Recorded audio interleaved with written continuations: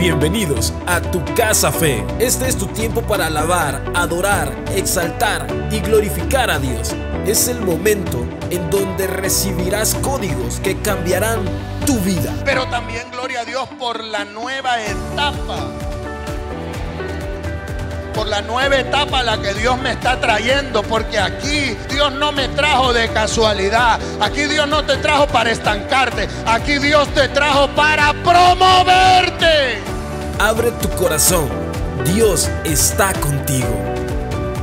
No has venido por casualidad.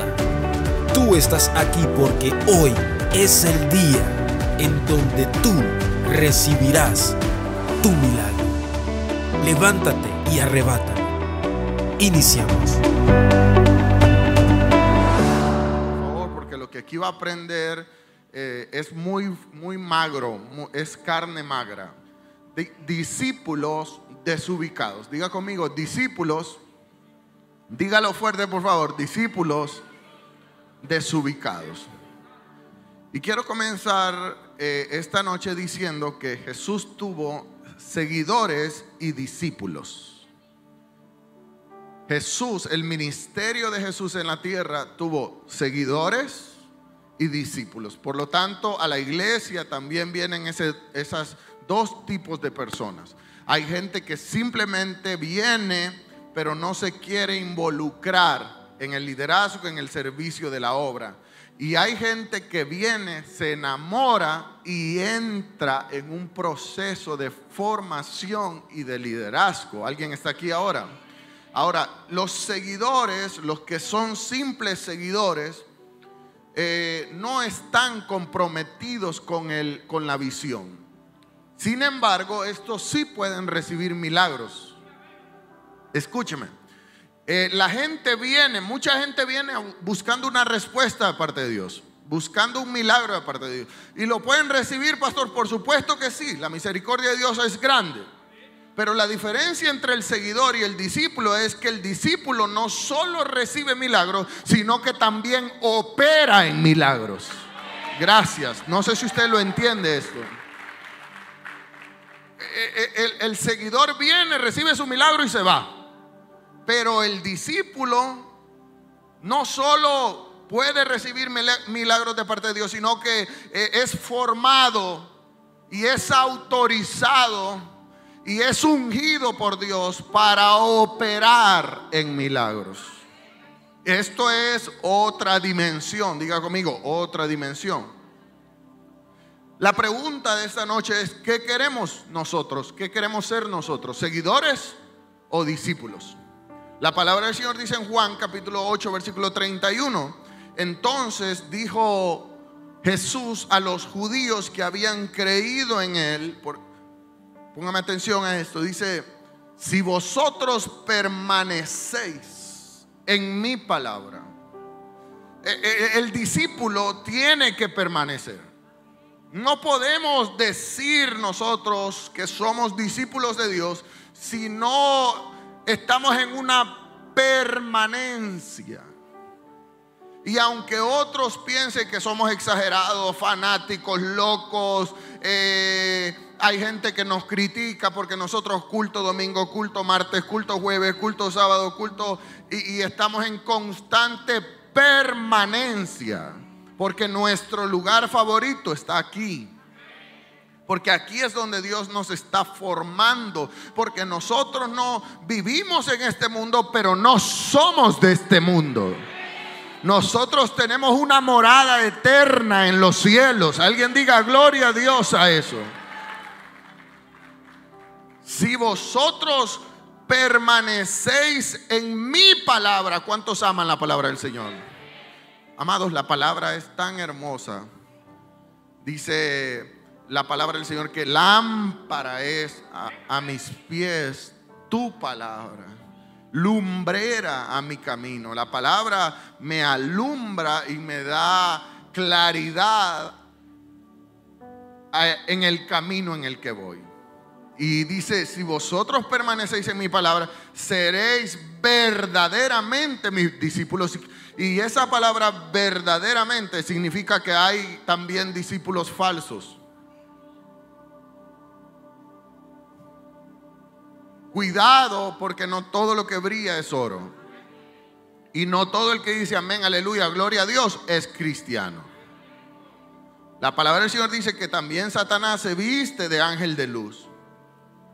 Ahora, ¿qué es lo que me identifica a mí como verdadero? El verdadero permanece.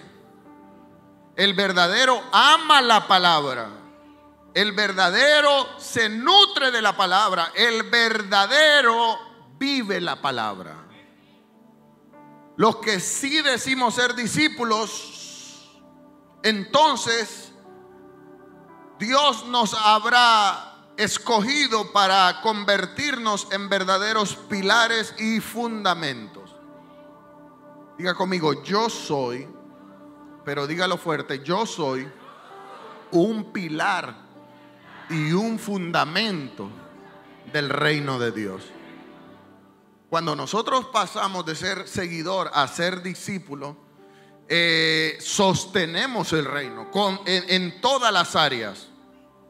Porque el reino camina gracias a que Dios levanta esos pilares, nos levanta a nosotros para llevar a cabo su obra, para sostener la obra, para desarrollar la obra. Mira lo que dice Apocalipsis capítulo 21, versículo 1 al 14. Vamos a leer Apocalipsis. Dice la palabra del Señor: y vi un cielo nuevo y una tierra nueva. Para allá vamos. Porque el primer cielo y la primera tierra habían pasado, y el mar no existía ya más. Y yo, Juan, vi la santa ciudad, la nueva Jerusalén, que descendía del cielo de Dios, dispuesta como una novia preparada para su marido. Y oí una gran voz del cielo que decía: he aquí el tabernáculo de Dios con los hombres, y Él morará con ellos, y ellos serán su pueblo, y Dios mismo estará con ellos y será su Dios. Y enjugará Dios toda lágrima de los ojos de ellos. Y ya no habrá muerte, ya no habrá llanto, ya no habrá clamor ni dolor, porque las primeras cosas habrán pasado.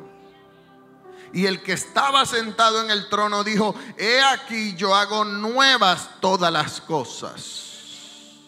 Y dice la palabra del Señor: y me dijo: escribe, Juan, porque estas palabras son fieles y verdaderas. Y me dijo: hecho es, yo soy el alfa y la omega, el principio y el fin. El que tuviere sed, yo le daré de la fuente del agua de vida gratuitamente. Y el que venciere heredará todas las cosas. Y yo seré su Dios, y él será mi hijo. Mas los temerosos, los incrédulos, los abominables, los homicidas, los fornicarios, los hechiceros, los idólatras y todos los mentirosos, tendrán su parte en el lago que arde con fuego y azufre, que es la muerte segunda. Versículo 9. Y vino a mí uno de los siete ángeles que tenía las 7 copas llenas de 7 plagas postreras, y habló conmigo y me dijo: ven acá, yo te mostraré la desposada, la esposa del Cordero. Y me llevó en el espíritu a un monte grande y alto, y me mostró la gran ciudad santa de Jerusalén, que descendía del cielo de Dios, y teniendo la gloria de Dios, y su luz era semejante a una piedra preciosísima, como piedra de jaspe, diáfana como el cristal. Y tenía un muro grande. ¿Cómo era el muro? Dice la Biblia que el muro es grande y alto, y tenía 12 puertas. Y las 12 puertas, en cada puerta había 12 ángeles, quiere decir que un ángel por cada puerta, y nombres escritos en cada puerta, que son los nombres de las 12 tribus de los hijos de Israel. Al oriente 3 puertas, al norte 3 puertas, al sur 3 puertas, y al poniente 3 puertas.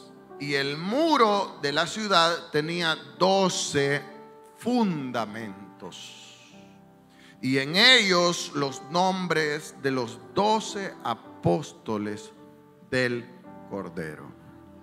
Los nombres de los 12 discípulos del Cordero. Ahora, yo quiero que usted entienda esto, porque en la Nueva Jerusalén,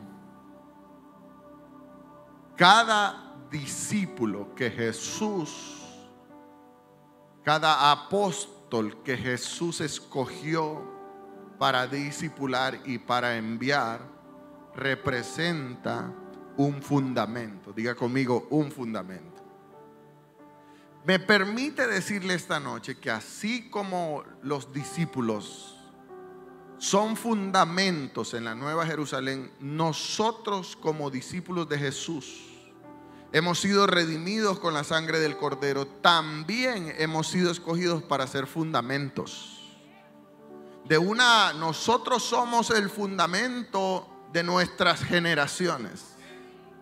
Usted y yo somos los fundamentos que hoy en día estamos sirviendo como base para las nuevas generaciones. Aquellos que amamos servir a Dios, aquellos que servimos a Dios sin condición, no para gloria nuestra, sino para gloria de Dios.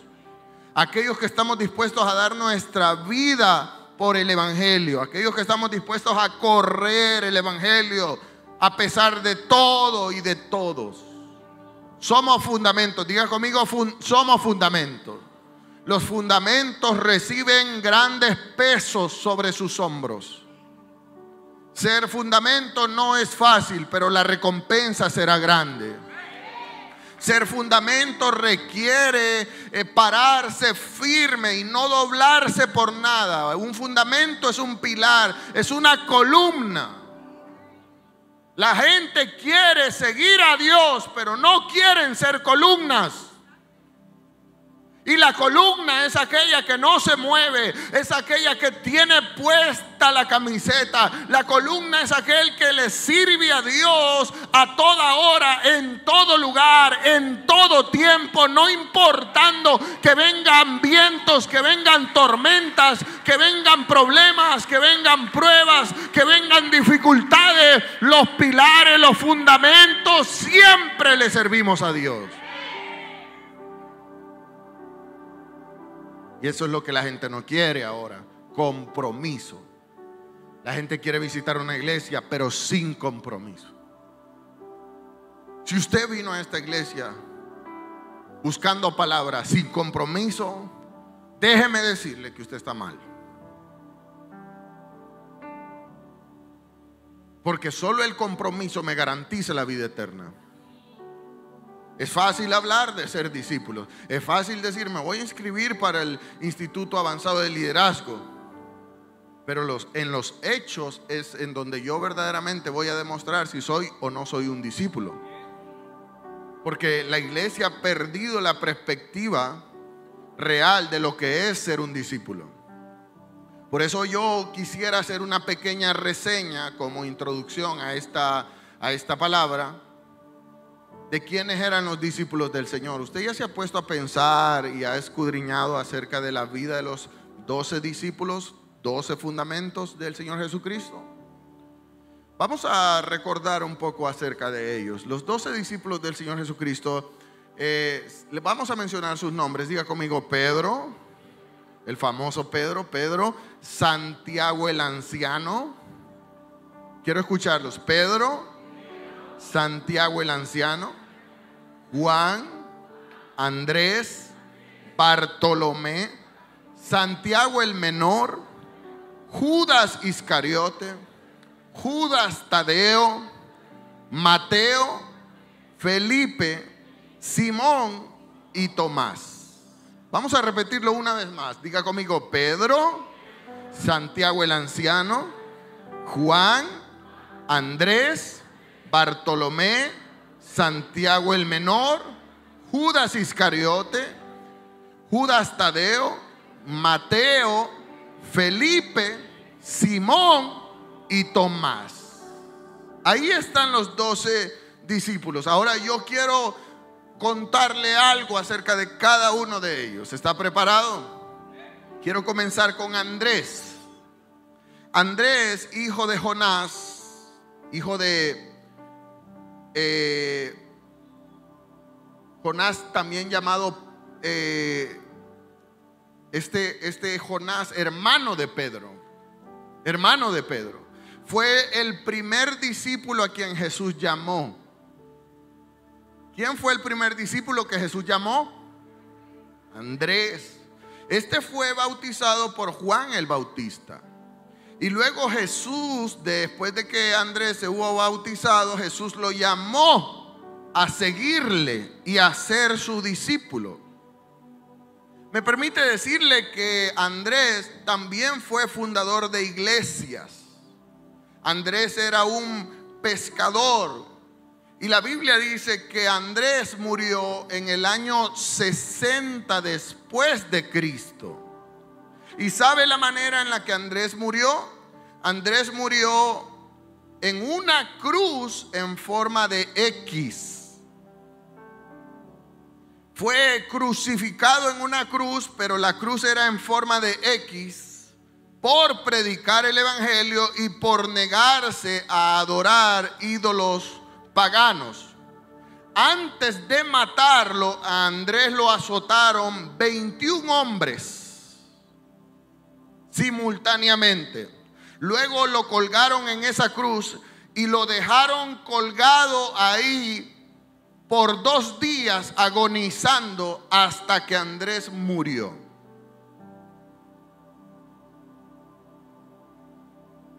Es fácil querer llamarse discípulo, pero hay que pagar un precio. Voy a hablarle de Santiago el anciano. Santiago el anciano nació en un lugar llamado Betsaida. Santiago, hermano de Zebedeo, también hermano del apóstol Juan, pertenecía a una familia de dinero. Santiago pertenecía a gente adinerada. Su padre tenía barcos, era pesquero, y su madre era fiel servidora de Jesús, sobre todo en las finanzas. Fue un líder destacado entre los judío-cristianos, y fue Herodes, el rey de Judea, el que ordenó matarlo, decapitándolo en el año 44 después de Cristo. Este Santiago el anciano en una ocasión oró por un paralítico, y este paralítico se levantó. Ahora, en el año 44 después de Cristo, ordenaron matarlo decapitado. Me permite decirle que cada uno de los discípulos tuvo muertes terribles. También el famoso Simón Pedro, Jesús lo llamó a ser parte a que dejara de ser un pescador y a ser parte de sus discípulos. Pedro, hijo de Jonás, hermano de Andrés también, juntos eran pescadores en Galilea. Pedro era fuerte, imperactivo, dispuesto, impulsivo, arriesgado. Le gustaba siempre ser el primero. Fue el que se le acercó a Jesús en una ocasión y le dijo: ¿cuántas veces tengo que perdonar a mis enemigos? Pedro. A Pedro ordenaron crucificarle también, y murió crucificado, pero él pidió que la cruz en la que lo crucificaran le dieran vuelta, porque él no se sentía digno de que lo crucificaran de la misma forma en que crucificaron a Jesús. Y él pidió que a la cruz en la que lo colgaron le dieran vuelta, y Pedro murió crucificado boca abajo. También está Juan, llamado el discípulo amado, hijo de Zebedeo y de su madre llamada Salomé. Juan, también hermano de Santiago, era el más joven de los apóstoles y fue el último en morir. También Juan era pescador y era escritor. Juan escribió Primera de Juan, Segunda de Juan, Tercera de Juan. Juan escribió el Apocalipsis. Juan predicó en Asia. Y no sé si usted ha estudiado un poco la vida de Juan. Juan fue condenado a vivir en una isla solo, la isla de Patmos. Juan también tenía un carácter un poco explosivo. Era de acción, era un poco de corazón duro. Y en Roma a Juan lo metieron en una caldera, en una olla de aceite hirviendo por predicar el evangelio. Sin embargo, Juan sobrevivió a aquello solo por el poder de Dios. Imagínense, a Juan lo lanzaron a una olla de aceite hirviendo y Juan salió de allí vivo. Fue el único discípulo que después de sobrevivir a eso murió anciano y por causas naturales. El único. Después podemos hablar también de Felipe. Felipe era de Bethsaida y llevó el mensaje del Señor por 20 años y a sus 87 años Felipe también fue crucificado a causa del Señor. También está Bartolomé también llamado Natanael.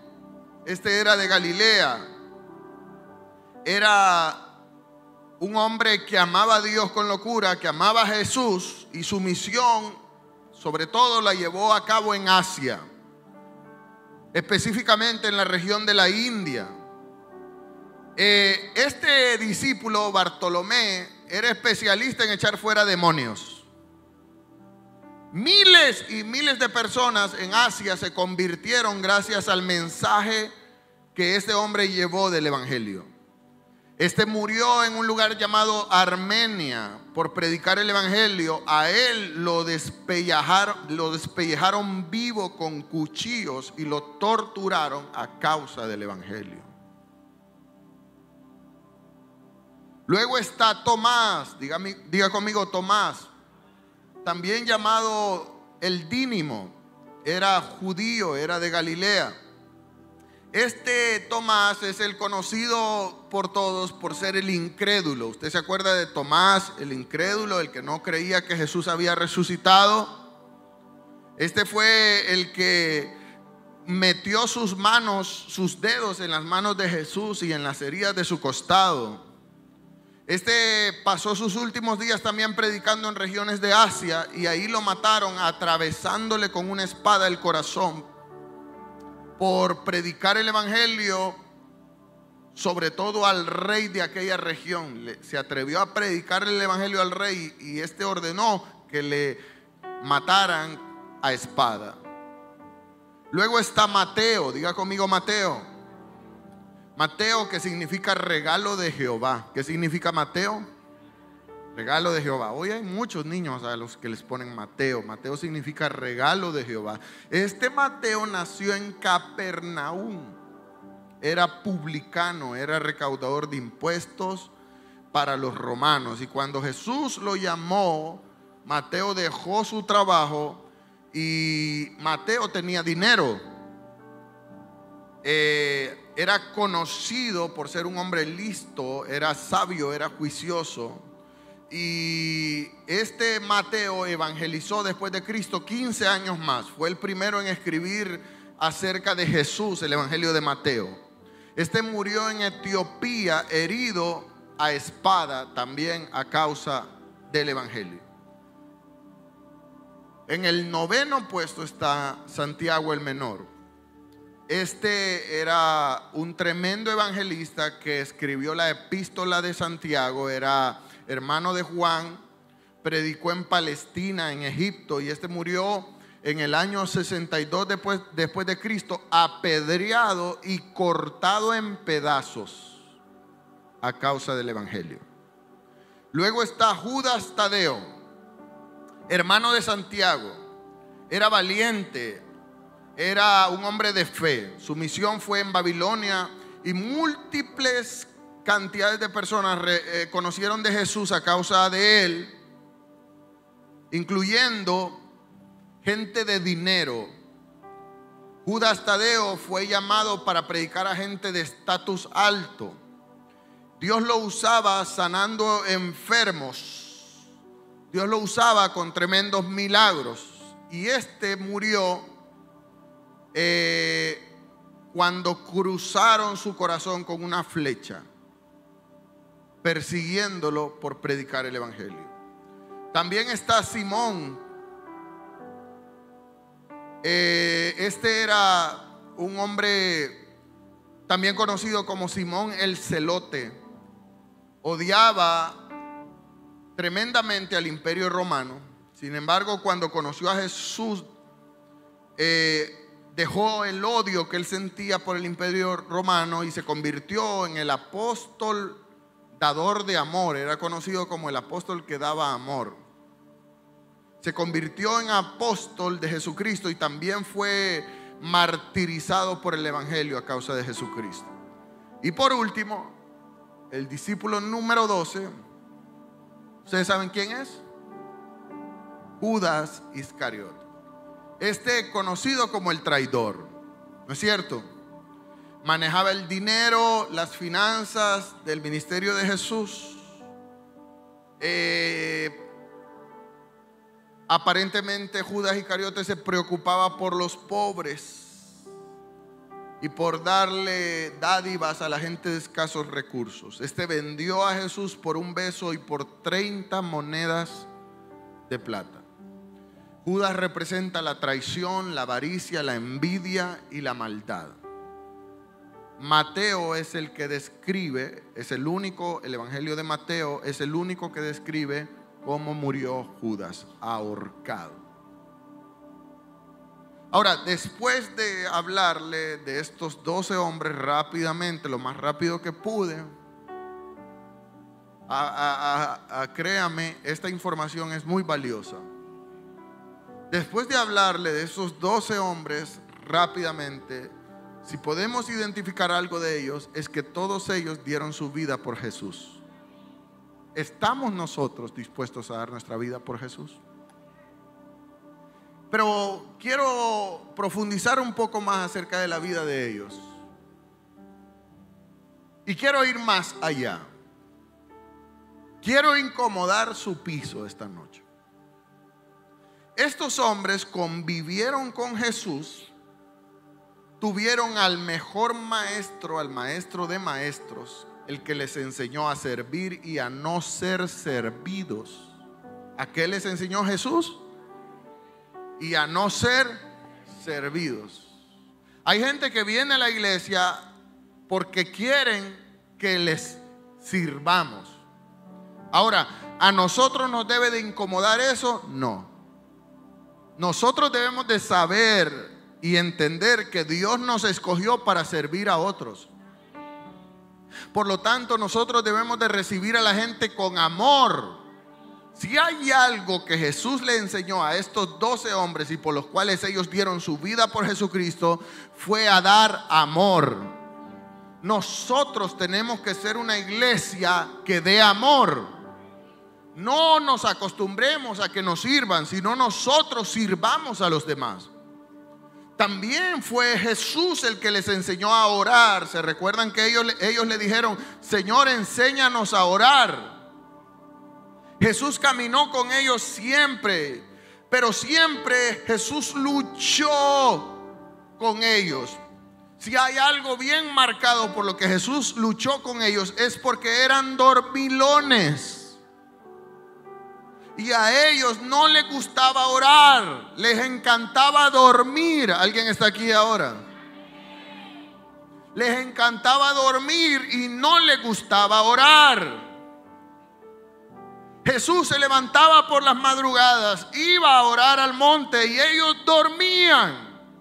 Gracias. Yo escudriñaba esto y decía: Señor, ¿dónde está la frater, Padre? Ahora, en medio de la misericordia de Dios y en medio de los dormilones que eran, ellos fueron testigos del poder de Dios. Ellos fueron testigos de milagros, pero como predicaba un día de esto la pastora Suri, no basta con ser testigo, hay que ser testimonio. Permítame decirle algo, por favor. No nos conformemos con ver los milagros que Dios hace. Nosotros mismos podemos operar en grandes milagros. Y eso es lo que Dios quiere con nosotros. Permítame decirle que cuando Jesús murió y resucitó, estuvo 40 días más con ellos. Y en esos 40 días los discipuló intensivamente para que desarrollaran la obra. No, amados hermanos, nosotros no estamos aquí para estar cómodos. Nosotros estamos aquí para entrar en un intensivo y trabajar en la obra. La obra no pensemos que el pastor está desarrollando la obra. No, usted tiene que desarrollar la obra del Señor.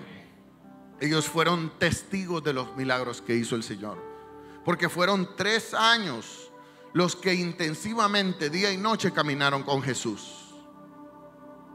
Pero me permite decirle que en esos 3 años hubo algo que caracterizó a esos 12 hombres. Y es que en esos 3 años ellos se disputaban entre sí quién era el mayor y el más importante entre ellos. Gracias. Voy a entrar en el mensaje. Los discípulos de Jesús tenían al mejor maestro, tenían al mejor pastor, tenían al mejor padre, pero a pesar de todo eso eran inmaduros. Y en los 3 años en que caminaron con Jesús, todo el tiempo anduvieron peleándose el uno con el otro. ¿Quién era más importante y quién era mejor que ellos? ¿Quién era el que más cerca estaba de Jesús? Si Jesús saludaba a uno, los otros bayuncos se resentían. Gracias. No sé por qué se me hace tan familiar esto. Era una disputa entre ellos todo el tiempo. ¿Quién era el más grande? ¿Quién estaría a la par? Ellos sabían que Jesús iba a reinar y que íbamos a ir al cielo y que íbamos a ir a las bodas, porque todo eso Jesús se los había enseñado, pero ellos querían tener la mejor mesa. Ellos se peleaban por tener la mejor mesa. ¿Usted me está entendiendo esto? Porque la gente constantemente está buscando una posición y no un compromiso. Y permítame llevarlo un poco más allá, porque esto se pone bueno, pero se pondrá mejor. Dice Mateo capítulo 18 versículo 1, dice: en aquella hora vinieron los discípulos a Jesús y le dijeron: ¿quién es el mayor en el reino de los cielos? Vinieron los discípulos simple y sencillamente a incomodar a Jesús, a decirle quién es y quién será el mayor en el reino de los cielos. Y llamando Jesús a un niño, póngame atención a esto. Llamando Jesús a un niño, lo puso en medio de ellos y les dijo: de cierto les digo que si no se vuelven y no se transforman en un niño, no van a entrar. Este mensaje Jesús no se lo estaba diciendo al pueblo, se lo estaba diciendo a los 12. Este no es un mensaje evangelístico para la gente de la calle. No. Este es un mensaje para nosotros. Aquí hay gente que si no tiene el corazón de un niño, no entrará al reino de los cielos. Gracias. Jesús, al ver la actitud inmadura y desubicada de los discípulos, les dice: si no os volvéis y os hacéis como niños, porque ustedes ya como que me están cansando. Se pelean entre ustedes, se aruñan entre ustedes, se jalan el pelo entre ustedes, se meten zancadilla entre ustedes, se critican entre ustedes. Y ustedes, y yo me imagino a Jesús viendo Pedro haciéndole caras a Santiago. Judas, como era el que andaba el billete. Pedro teniendo hambre, diciéndole a Judas, compremos unos choris, y Judas diciendo, no, esto es de los pobres. No sé si usted me entiende esto. Una de pleitos entre los 12. Cuando nosotros escudriñamos la escritura, y vamos a ir un poco más allá, era una detención. En ese calvario Jesús tuvo que vivir. Y entonces cuando yo leí esto, yo dije, Señor, también estoy en el mismo calvario. Las viejas criticonas, la hermana que vende las sillas,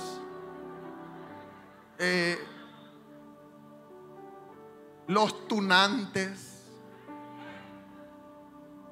las solteronas de altar. Amén. Los jóvenes que hay que andarlos chinchineando. Los que ven los errores de todos menos los de ellos. Amén. Las hermanas que ponen queja por todo. El que quiere que todo esté bien y no ofrenda ni una cora. Amados, hay de todo, diga conmigo, hay de todo. Llamé a reunión al equipo de que estamos ya trabajando en el evento del 22 de junio. ¿Ya tienen su camiseta? Y en ese grupo tan pequeño, hermanos peleando. Este no se habla con la otra y la otra queriendo darle un beso y él no se deja. Tremendo, tremendo. Yo tratando de casarlos y ellos divorciándose. Ahora, dice la palabra del Señor, si no os volvéis como niños, diga conmigo, como niños, no entraréis al reino de los cielos. ¿Cómo es un niño? ¿Cómo es un niño? ¿Cómo es un niño? Permítame decirle que una noche de estas, era la medianoche y Victoria no se quería dormir y tenía que ir a clases. Pero era un motor a todo lo que se da. Brincaba, saltaba, gritaba, hacía relajo, y ya no hallábamos qué hacer con ella. Entonces tuve que levantarme con carácter, agarrarle de la mano, agarrar un cincho y decirle, mira Victoria, si no te dormiste voy a castigar ahora. ¿Y saben qué hizo? Se puso a reír.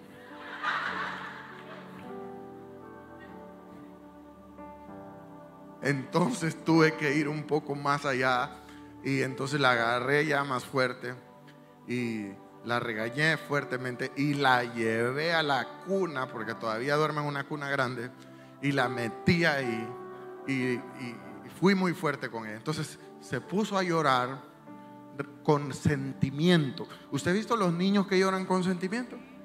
Sí, se puso a llorar con sentimiento y entonces yo me fui con más sentimiento, me fui con un gran sentimiento. Y cuando estaba allá en mi habitación, yo le dije a Suri, anda a ver a Victoria. Y entonces Suri me dijo, ya se durmió, me dijo, pero está así. Media hora después, el siguiente día se levantó muy de mañanita, ya la habían bañado para ir al colegio y andaba con su ropita de colegio. Y saben que me abrazó y me dijo, papi, te amo. ¿Cómo son los niños?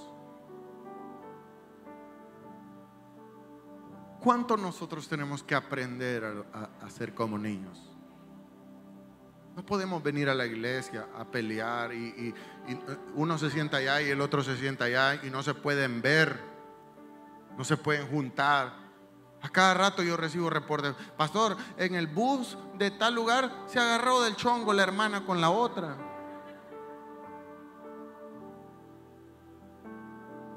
Es demasiado. ¿Y usted cree que vamos a ir al cielo? ¿Qué clase de discípulos tan desubicados somos? Pero eso no es todo. Eso no es todo, porque dice la Biblia que después de esto, que Jesús pasó y que tuvo que enseñarles, miren muchachos, ustedes tienen que ser como niños. Después de esto dice la palabra del Señor que Salomé, la madre de Santiago y de Juan, hizo una reunión con Jesús. Porque ella era financista de la obra. Los que son diezmadores quieren mangonear el ministerio. Y esta mujer se reunió con Jesús. Y mira lo que sucede en Mateo capítulo 20, versículo 20. Dice que entonces vino a Jesús la madre de los hijos de Zebedeo con sus hijos. La señora vino con sus 2 hijos. Y le adoró y le suplicó algo. Y él le dijo, ¿qué quieres? Y ella le dijo, concédeme que en tu reino se sienten mis 2 hijos, el uno a tu lado derecha y el otro a tu lado izquierda. Ay, Dios mío santo. ¿Sabe una cosa? Hay gente que cree que el evangelio lo puede comprar. Y puedo ver que lo que ellos buscaban era una posición. Véalo, ahí está. Dice, ordena que en tu reino mis hijos se sienten uno a tu derecha y uno a la izquierda. ¿Usted cree que para que la madre de estos 2 llegara donde Jesús no era que lo habían ya masticado y hablado y cada noche decía, no, vos decirle, no, vos, yo no, porque me da temor hablarle al maestro? No, pero mamá, usted dígale, mamá, porque usted es la del billete, porque usted es la de los cheques, porque usted es la que diezma. Ese carro que anda el pastor no es así por así. Ese viaje a las Maldivas no es así por así, pastor.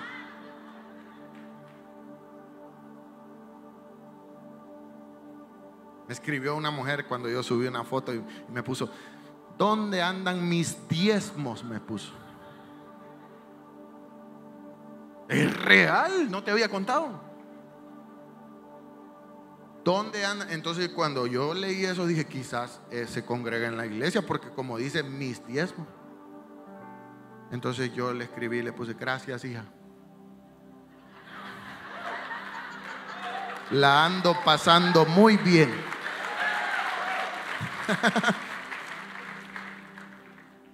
Cada quien que piense lo que quiere. Ahora dice, y él le dijo, ¿qué quieres, mujer? Y él le dijo, concédeme que mis hijos se sienten al lado tuyo, uno a la derecha y uno a la izquierda. Y entonces Jesús le respondió y le dijo, no sabéis lo que estás pidiendo, porque ¿podéis beber acaso de la copa que yo he bebido? ¿Pueden tus hijos y puedes tú vivir por lo que yo pasé o por lo que yo voy a pasar? Y mira esto, no sabéis lo que pedís. Y dice,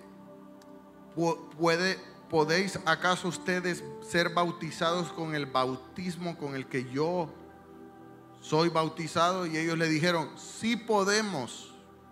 Y él les dijo, a la verdad de mi copa beberéis y seréis bautizados con el bautismo con el que yo soy bautizado.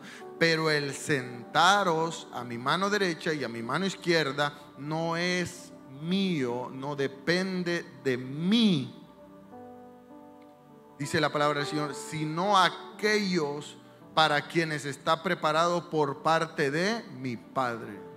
Y oyéndolo los otros 10, escúcheme esto, porque llega la mamá con los 2 hijos, 2 discípulos, pero los otros 10 metidos estaban allí echándose el rollo con una gran cara e indignados, porque allá estaba la mamá con los 2 hijos pidiendo que a ellos los dejaran por fuera y que solo ellos se sentaran a la derecha y a la izquierda. Y dice, mira todo este drama, toda esta Rosa de Guadalupe.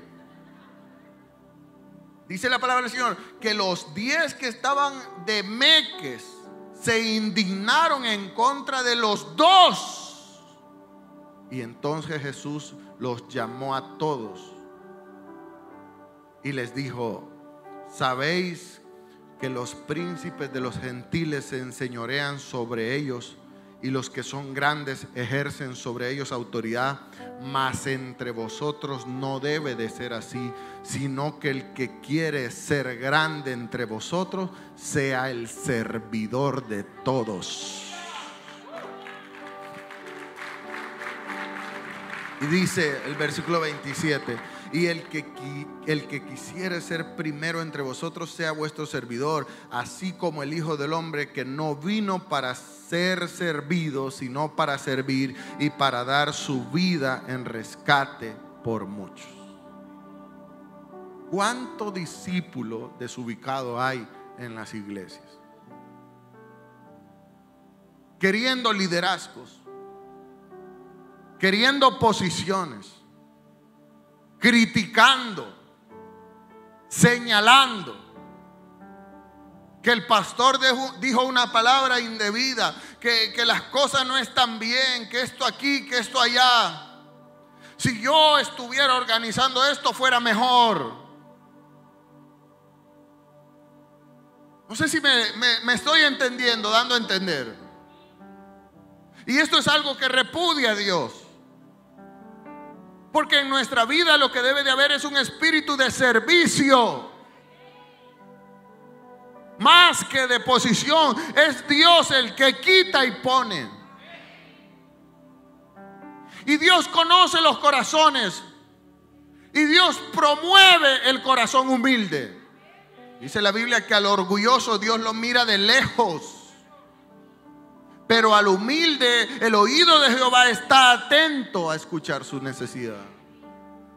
Esta tiene que ser una iglesia de discípulos bien ubicaditos. Pidámosle a Dios sabiduría y pidámosle a Dios humildad. Nosotros no estamos aquí para ser una iglesia de orgullosos, de prepotentes.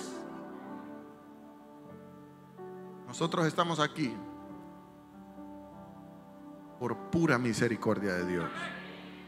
Y lo que debemos de ser, somos cristianos agradecidos. ¿Sabe una cosa? Jesús vivió tensas situaciones con los discípulos. Día tras día, 3 años. La última noche, diga conmigo, la última noche. La última noche, Jesús está abatido, atribulado por lo que está a punto de vivir. Varón de dolores, experimentado en quebrantos. Jesús está sentado a la mesa con ellos.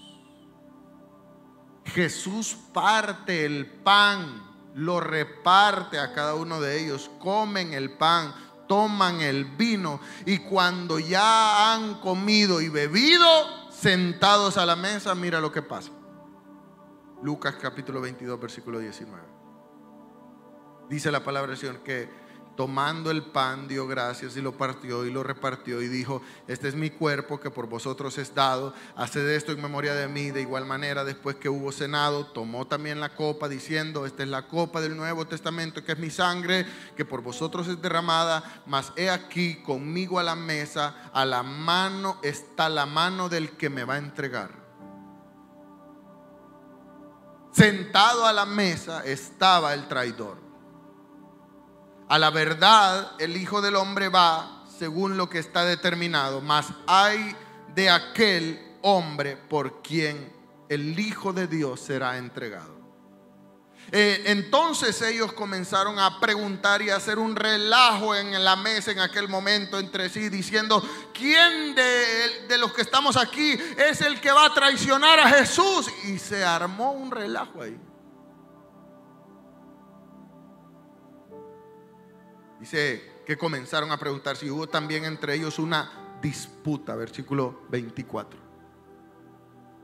Yo quiero que usted analice esto, por favor. Es la última cena. Jesús está ahí con ellos. Y se arma un pleito. Diga conmigo, pleito. ¿Sabe por qué se armó un pleito? Porque todos se comenzaron a acusar entre sí. Para mí, vos sos.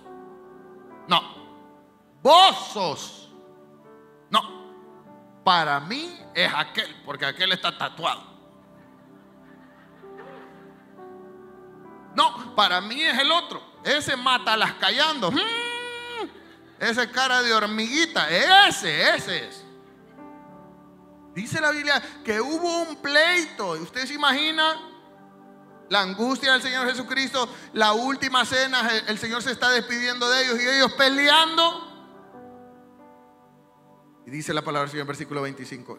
Y Jesús les dijo: los reyes de los gentiles se enseñorean de ellos, y los que sobre ellos tienen autoridad son llamados bienhechores, mas no así entre vosotros.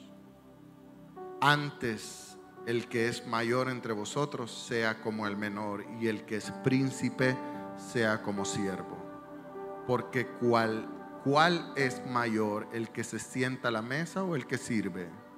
No es el que se sienta a la mesa, pero yo soy entre vosotros como el que sirve. Y estando en la mesa, en la última cena, Jesús les da la más grande lección de humildad. Dice la palabra del Señor que en el versículo, en el Evangelio de Juan, capítulo 13, versículo 4, que se levantó de la cena, se quitó su túnica, se ciñó la cintura con una toalla, tomó agua en un depósito y le comenzó a lavar los pies y enjuagar los pies de cada uno de ellos. Que yo quiero que usted se imagine cómo eran los pies y cómo estaba la condición de los pies de los discípulos. ¿Cómo cree usted que viene la vida de la gente aquí? La última lección de humildad que Jesús le da a sus discípulos es: se tiene que ceñir. Y le voy a contar algo. En el tiempo de Jesús, la gente de dinero en sus casas tenía un esclavo. Ese esclavo, el trabajo del esclavo era pararse en la puerta todo el día, parado en la puerta con una toalla en la mano y con un depósito de agua a sus pies. El trabajo de él era lavarle los pies a la visita de la casa, porque la gente andaba a sus pies sucios. La gente va a entrar por esa puerta sucia. Y mi trabajo no es verle la suciedad a la gente y criticársela. Ese es un discípulo desubicado. Cuando el Señor Jesucristo ve el pleito entre ellos, el Señor dice: yo no puedo morir, yo no puedo irme a la cruz, y estos me tienen ya hastiado. Todavía no han aprendido. Porque hay gente que vive en la iglesia pero nunca aprende a ser humilde. Y le voy a decir una cosa: el hecho que usted tenga 30, 20, 40 años de ser evangélico no lo hace más grande que al que acaba de recibir a Cristo hace una semana. No, Señor. No sé qué tipo de evangelio se nos ha enseñado, pero yo no le puedo enseñar un evangelio así. Sería un irresponsable enseñarle un evangelio. Pastor, mire, esos no hay que tomarlos en cuenta para nuestro aniversario, porque esos van viniendo. Gracias a Dios que van viniendo y no los conozco, por lo menos tienen cara de buenas personas.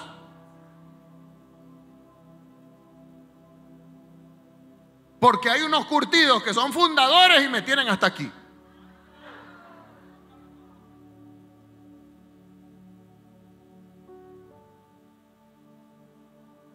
Entonces Jesús tomó la posición de esclavo, para que usted sepa.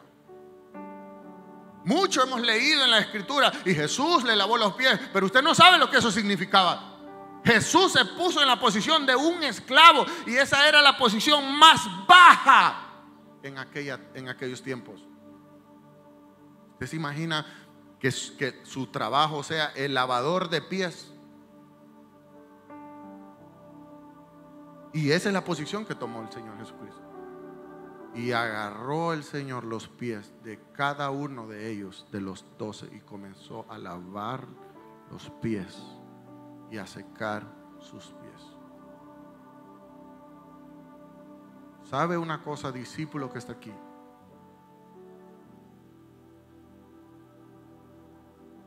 Lo que Dios quiere de nosotros es que nosotros tengamos una actitud de siervos. Y que no veamos el pecado de la persona, sino que veamos el corazón de la persona. Aquí va a venir de todo.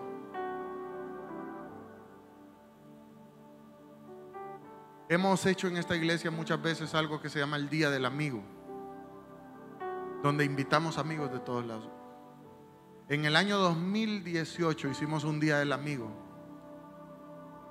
Y una persona de la iglesia invitó mareros, 2018, de un lugar que se llama Vista del Lago Ilopango. Yo fui allá porque me fueron a enseñar, hermano, ahí no se podía ni entrar, ahí no entraba ni la policía.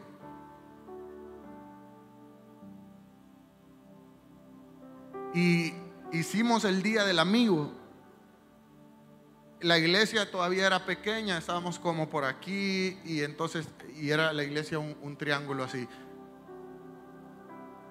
Y el jefe de la clica de las letras estaba aquí y el jefe de la clica de los números estaba allá, con sus familias y con sus familias. Y yo predicando el evangelio, que Cristo viene pronto y que ustedes tienen que arrepentirse, hijos del diablo. Yo no sabía nada, yo solo veía unas caras que me quedaban viendo así.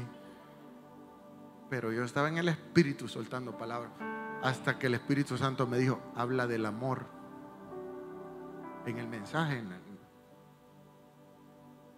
Y cambié el mensaje y comencé a hablar del amor, de nuevas oportunidades, que Dios podía dar nuevas oportunidades y transformar y amar y todo.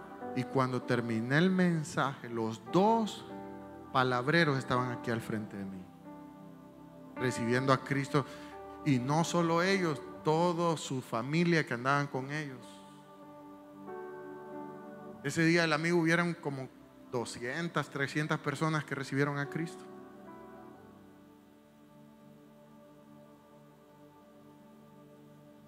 Y nosotros ¿vamos a señalar a la gente? No. ¿Vamos a criticar a la gente? No. ¿Vamos a criticar a la joven que no se ha crecido con sus padres? No. ¿Vamos a criticar al vicioso, al borracho? Yo tengo aquí un sonidista que lo amo con todo mi corazón. Y él lucha, y él lucha, y él lucha. Pastor, ¿cómo que se llama el sonido? Oscar. Pastor, Oscar está bolo. 2 minutos antes de que yo salga al altar. A ver, ustedes han visto que yo salgo aquí muchas veces y yo tengo unos grandes problemas con el micrófono. Me arranco los pelos y tengo que agarrar otro micrófono. Oscar está bolo. ¿Estás ahí, Oscar? ¿Vino Oscar ahora? Ese ya es vida pasada. Ahora Oscar, usted sabe, Oscar ama a Dios con toda su alma. Él conoció a Cristo aquí. Él se enamoró de Cristo aquí. Y yo estoy seguro que Oscar me lo voy a encontrar en el cielo un día y le voy a decir, Oscar, vencimos, lo logramos.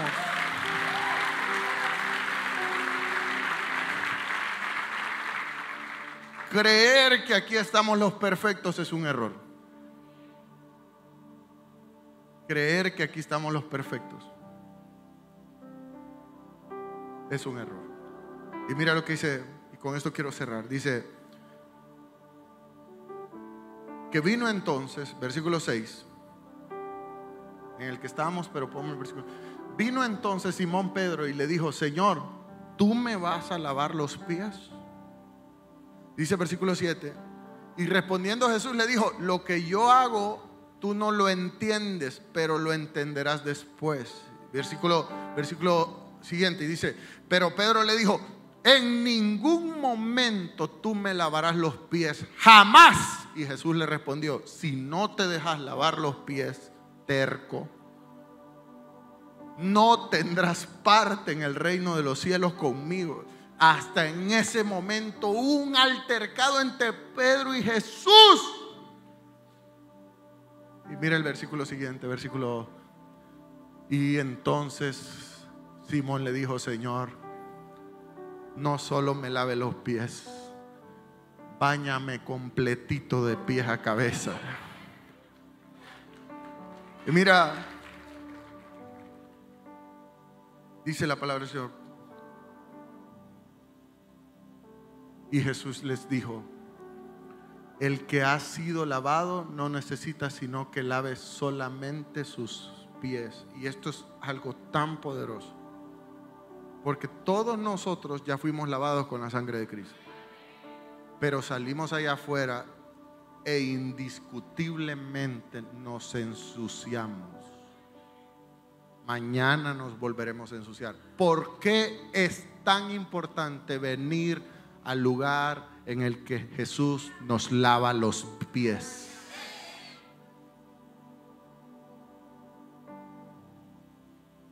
¿Está entendiendo? Creer que venir aquí y levantar las manos porque vengo limpio. Usted viene con los pies y las pisuñas sucísimas. Y cuando usted se va de aquí, usted se va con el pedicure brillando.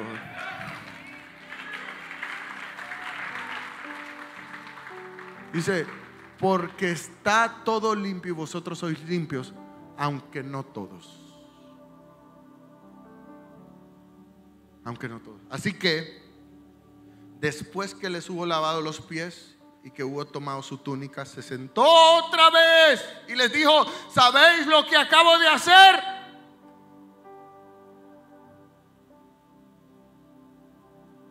Vosotros me llamáis maestros o Señor, y hacen bien en llamarme así, porque sí lo soy.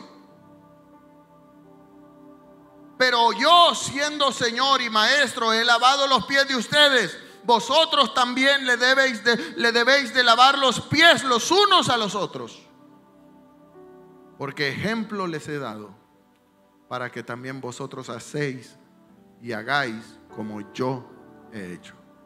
De cierto os digo, el siervo no es mayor que su Señor, ni el enviado es mayor que el que le envió. Si sabéis estas cosas, bienaventurados seréis si lo hacéis. ¿Qué significa lavar los pies, pastor? Recibirnos los unos a los otros tal como somos.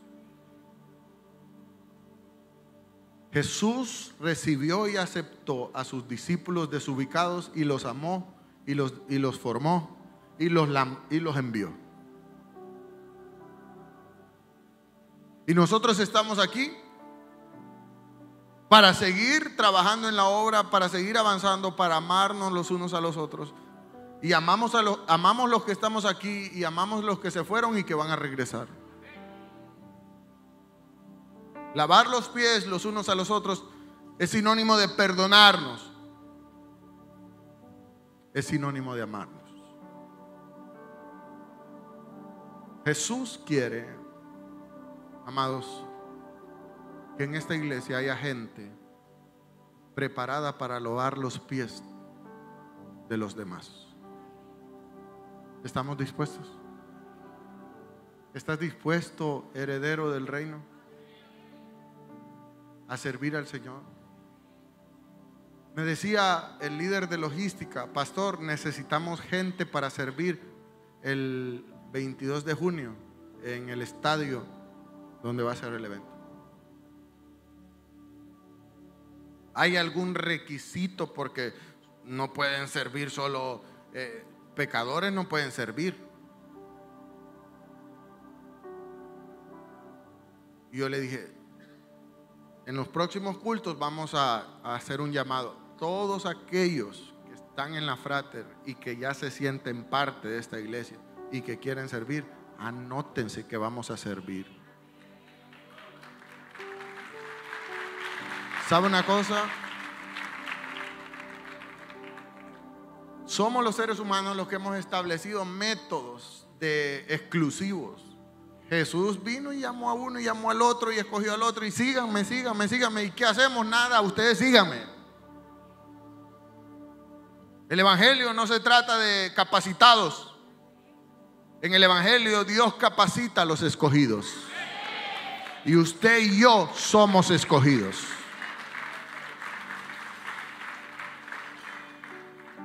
Y Dios seguirá siendo bueno con nosotros. Dios quiere preparar esta iglesia para expandirse. El Señor me mostraba este día precisamente que Fraternidad Emanuel habría en San Miguel, habría en Santa Ana. El Señor me ponía firme aquí y lo vamos a celebrar. Fraternidad Emanuel Santa Ana, Fraternidad Emanuel San Miguel. Nos vamos a expandir, pero cuando estemos dispuestos a lavarle los pies a la gente. Señor, heme aquí, envíame a mí, envíame a mí. ¿Cuántos están dispuestos a decirle al Señor: Señor, envíame, úsame? No solo los jóvenes, todos, los mayores también, todos. Yo quiero saber si usted está listo para servir al Señor. Levante sus manos. Señor, mira las manos levantadas de tus hijos. Tú conoces, Señor, ese corazón. Y tú conoces, Señor, ese deseo por servir, por llevar el evangelio, por ganar almas, por lavarle los pies a los viciosos, a los enfermos, a los pecadores, aquellos que te necesitan, Señor. Sobre todo que podamos ganar nuestras familias para ti, Señor. Señor, mira las manos levantadas de cada uno de tus discípulos. Ayúdanos, Señor, a no ser discípulos desubicados, sino a ser discípulos maduros, firmes, discípulos dispuestos a darlo todo, a amar a la gente tal cual es, Señor. No por su posición social, no porque tiene o no tiene, sino, Señor, porque tiene un corazón que salvar. Ayúdanos, Señor, a ser una iglesia de amor, a ser una iglesia que ame a los demás.